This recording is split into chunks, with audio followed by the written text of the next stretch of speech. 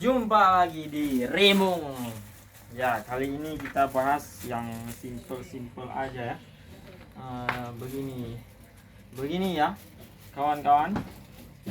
Perlu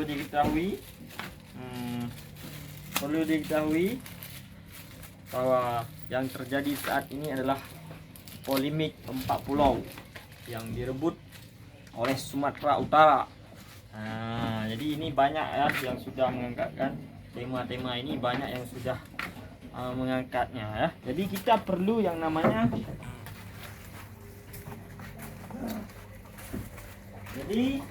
yang kita perlukan itu yang namanya kejelasan ya antara pihak si A dan si B. Nah, kenapa? Tentu antara perebutan itu ada yang menang, ada yang kalah.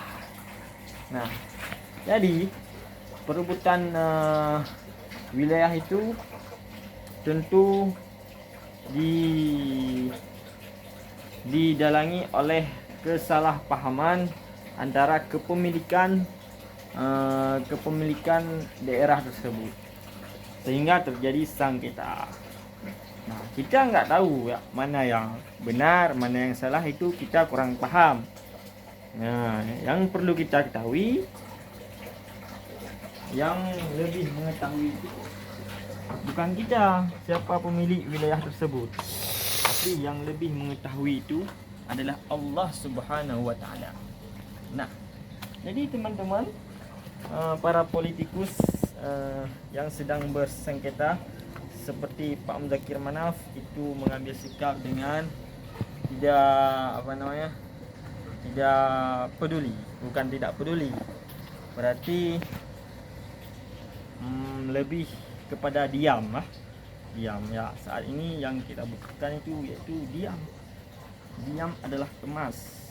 Nah, ada saatnya diam itu emas, karena kalau masalah sengketa wilayah itu bukan wilayah yang mudah untuk diketahui.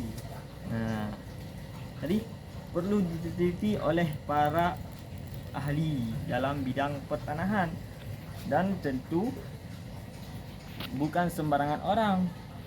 Harus diketahui bahwa Pulau Sumatera ini itu dulunya sejarah adalah wilayah yang berupa kerajaan.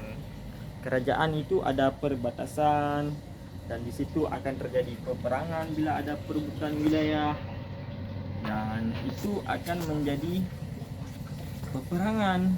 Nah, ini ada beberapa pihak yang mengajukan referendum Aceh Merdeka. Itu adalah sebuah kekuatan simbolis yang diberikan oleh rakyat Aceh.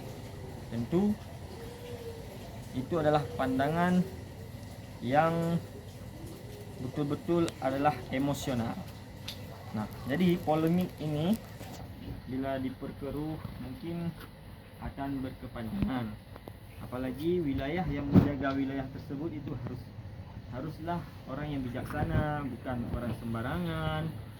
Dan polemik yang terjadi ini tentu akan membuat kegaduhan yang lama, karena ini adalah menyangkut dengan batasan wilayah.